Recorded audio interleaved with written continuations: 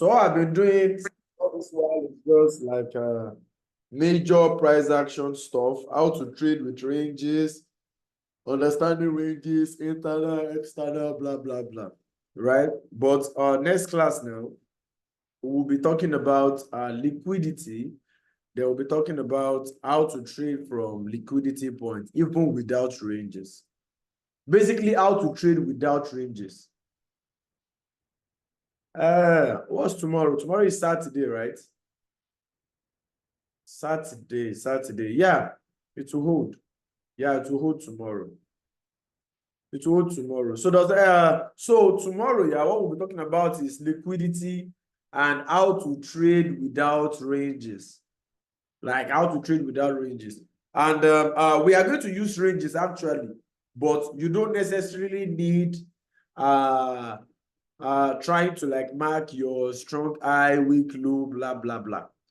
That one is another section, right? Which we have explained, which is the simple stuff of things. Now, we'll go to like, this one too is like a simple thing, actually. It's something you guys can do. It's something anybody can do. Say, I even think it's even much more simpler than marking ranges. But so that's why at the end of every day, everything still goes back to the ones you decide to choose, right? So next class, we'll be talking about strictly liquidity, different types of liquidity and all. Because with that one, it will be so interesting. Very, very interesting. So after that, then we'll go to session, right? So after session, so we keep going until we now start going to confluence.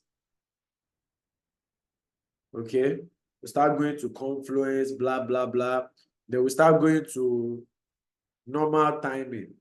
Shido is not here. Yeah. Once we talk about other block, what is other block, sir? I've talked about this thing, huh? Basically, that stuff does not really matter. What you need is a base. What you need is actually a base, not other block. I've talked about this already. Other block is strictly buy to sell candle. It has nothing to do with your profitability. Market would useless your other block anyhow. But we are going to talk about it. I'm just going to like talk about it. I've talked about it before. You understand? So that's that about that. So does anybody have questions they want me to like address? So that's the purpose of this third session. Since we are going to be meeting up tomorrow. Okay, I should unmute you. Okay. I've done that, sir.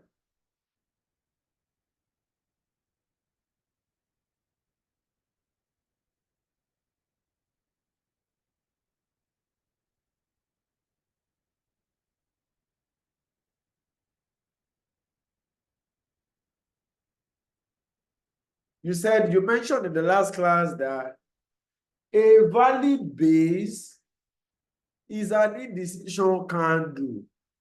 I've explained the three types of indecision candle for you guys, right? I've explained the three types. A valid base has to have one of those three. I've explained that already.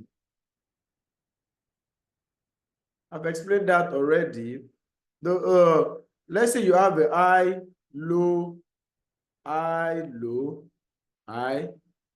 Then as at this guy, you can have your indecision candle at this guy before they took it out, meaning this guy. So this is your base before they took it out. So the mitigation of it is a sell. Oh, I'm not even sharing my screen. Voila. I'm coming on.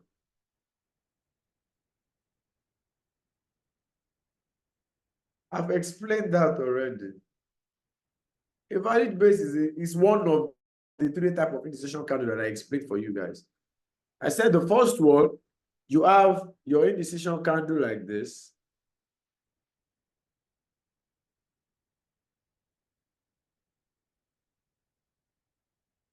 Then the next candle can purge away from the indecision candle, then probably even engulf it.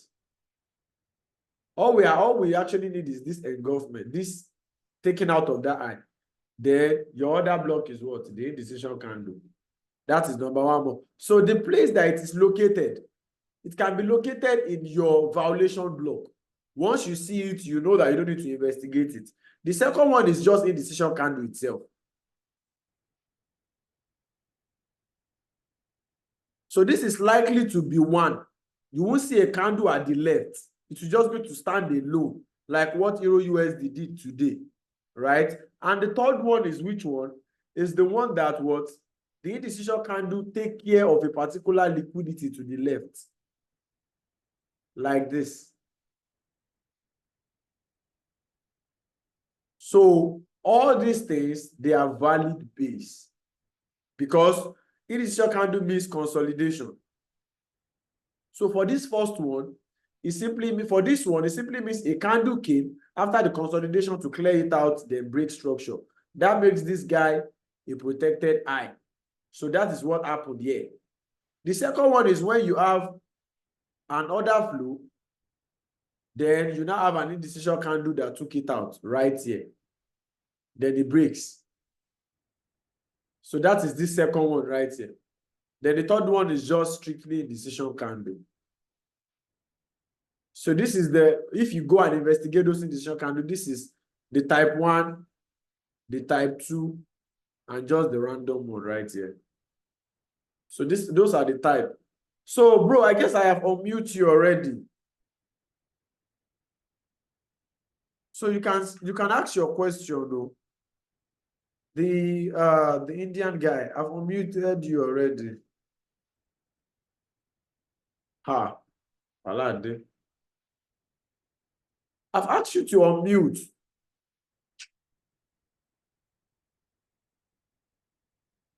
I'm clicking ask to unmute. Can you talk now? Yeah. Yeah. So what's your question? You said gold, right? Yes, but okay, let me ask in the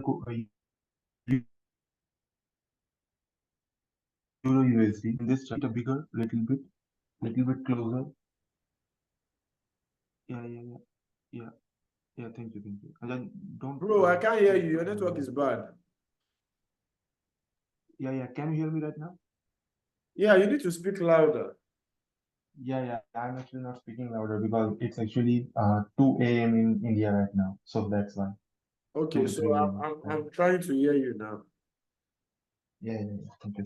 So my question right now is that you can see an indecision candle in this one, but it didn't came. See, it didn't came. It just took the liquidity and when. Which one? Okay, this one. That's why I said when it comes more. to yeah. And why does this happen? I didn't understand. Okay. I explained something to you guys. I said the closest order block to your inducement is what the price would use, right? So now, if you have, I think my network is starting to act up. If you have the high, low, then you have high, then the market start doing this. Let's say you now have another block right here.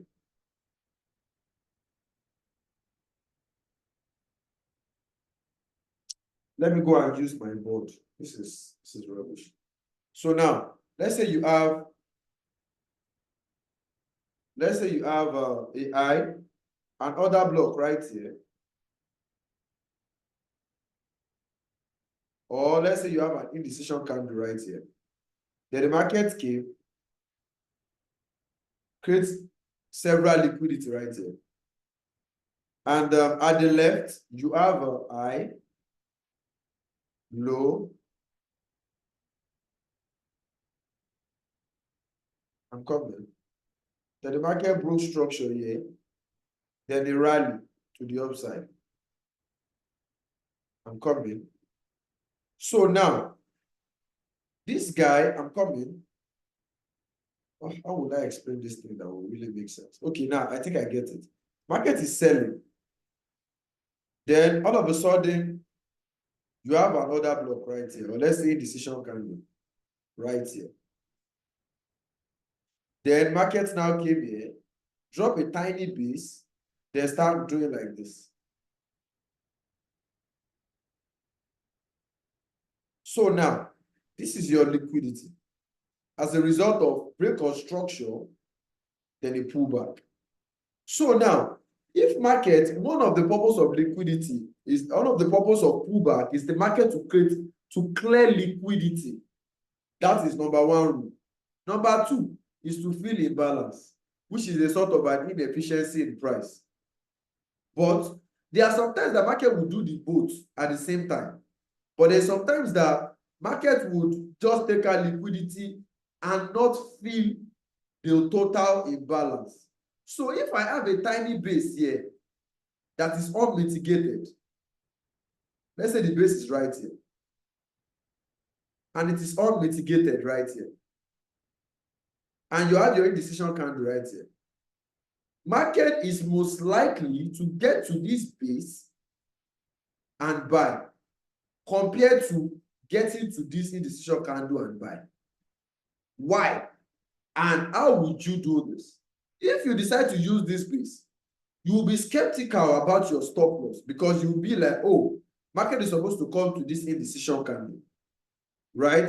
But this is now where it gets tricky. This is how smart you can go about it. All you just have to do is wait. Market should react from this liquidity point, get to your base. After taking out this, your liquidity, break structure, then you can buy from here. Not buying from here direct. Because you are skeptical because of the fact that you feel like market is supposed to get to your indecision candle right here. So, but if it has taken liquidity, that is what we'll be talking about in the next class. If you have market create high, low, drop, then it start creating liquidity like this. Once market has taken care of this liquidity, let's say this is your order block. Once market has taken care of this liquidity, it might not get to your order block and it will buy. So our next class is how you would be able to capitalize on this move even without thinking about order block. Because most times, value trade would ignore your order block. And if we can take, this guy is different from this guy. Break or structure, sorry, and pull back. And this is your indecision candle right here.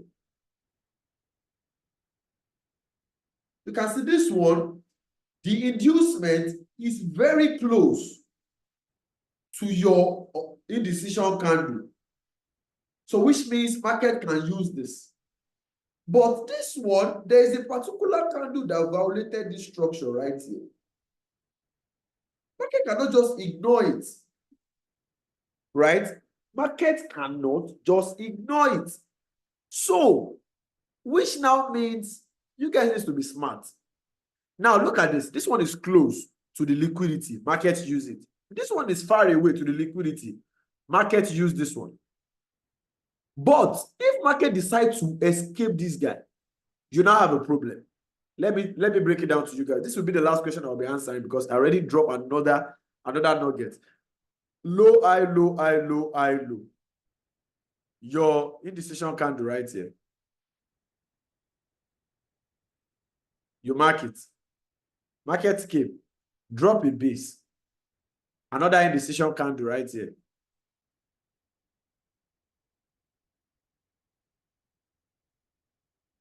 Before they took out this guy, you mark it. Market now called liquidity.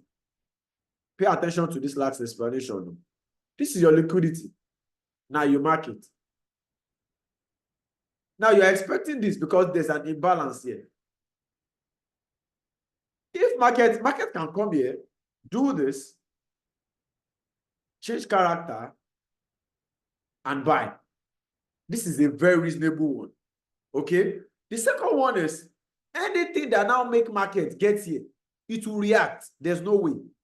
Pay attention to what I'm about to say. It is simple and it's the same thing. Market would react, right, from here, then get to this guy that you are anticipating to truly buy from. But bro, for market to have this one and fail it, even though there's a liquidity below it, once you get to this guy, you are now in trouble. This buy is now in trouble because this buy now have a flip zone, or you can call it a trade zone, because this guy is supposed to buy based on our strategy. Now, market reacted from it and it broke it off, which makes this guy what? A violation block. So for a valid sell to hold, this guy needs to come, fail, break structure before you can now say you want to buy from here. Because you can buy from here now, and market will react, get to this guy and take you out. Because this guy is valid. It is a valid swap zone as a result of the failure of this valid indecision candle of this valid base. So it is a threat for you. So which means for this move to be valid, it's either it come here, create new low, but did not take care of this guy, buy. Then you have a new range to trade from. Or it come,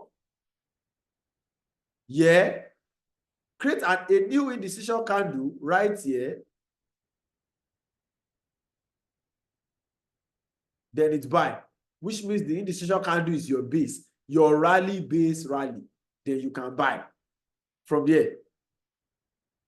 But buying blindly from here, you have to be careful, because once you're able to get in from here, once your market gets here, break even from it. Because market can just turn, boom, take you out. You are out. Because this is a valid trade. Now, do you guys understand that? So for you to, after escaping this guy, market needs to flip it back for your valid buy, because it is a trade zone as a result of a what? A flip zone. Am I making sense, guys?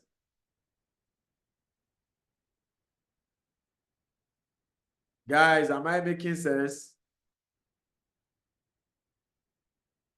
That is why that stuff, somebody is annotating, you guys should stop.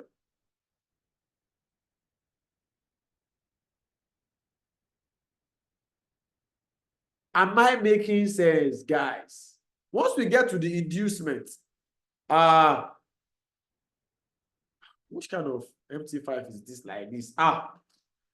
This trading view self gone, just doing like mad person. I'm trying to show you guys something on the chart. So there will be a total class for trade zone itself, and how you can use a trade zone to your advantage, and how you can use a trade zone for re-entries. Because trade zone is always used for re-entry, because they're always responsible for swap zones. I don't even know what is wrong with this thing.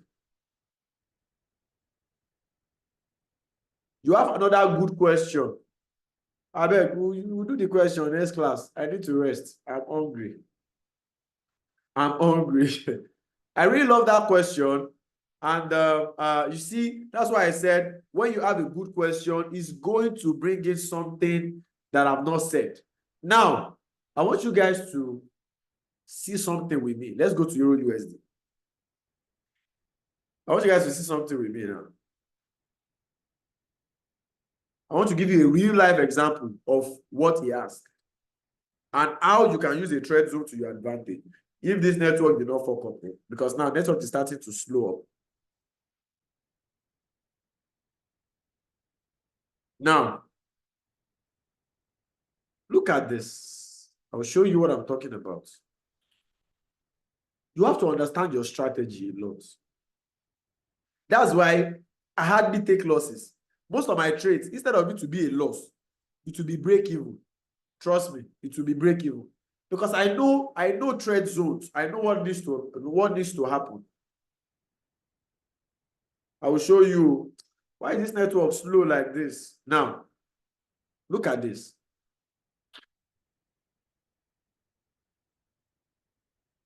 This will be my last explanation. This network is starting to slow up. Now, at this trade, I bought from here. I bought from here. My stop loss was somewhere around here. Now, I was anticipating that this trade would go at least get to this guy, right? That is my anticipation. You have to be flexible about chart. Now, market started moving. As soon as it started moving, it came down and it started buying. I got in early though. It started buying. Once it take out this guy, what do you think I will do? I will break even. And why? Based on our rule, this is A. This is B. And this is C. Based on this bearish market move, this is A, B, and C. So if I am buying from here, where will be my trade zone? My trade zone will be this indecision candle right here. Correct. It will be this indecision candle right there. So now I will have break even by now. So let's say the market has taken me out at break even. What is supposed to happen? What is supposed to happen now is, even though I don't want to take that unnecessary loss, I am stopped at break even. So if this market really wants to buy, they will take out this trade. I mean this trade zone right here, like this. So when that trade zone is being taken care of, I can confidently buy this retracement.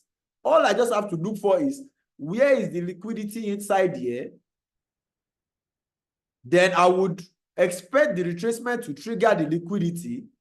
Then I'll buy, because I know that my trade zone has been cleared. That was why when I drew the diagram here, I drew it that this guy needs to be taken, because this trade zone right here is still there, because we know that if we want to follow the bearish order flow, we would have sell from here. But because my bias is bullish, I need to consider that the selling from here is now a trade zone for me. So I have to flip it. So which means as soon as market get to the trade zone, it's either I edge. Once we get to edging, it's either I edge or I take partials. No, it's either I edge or I break even or I take partials. So that's the three things I'm likely to do. It's either I edge or I take partials or I break even. But once we get there, we are going to cross it. I guess I am cleared a little bit. Am I clear, guys? So that will be that about that for today, guys. So thank you very much. Thank you for coming. God bless you all. Thank you.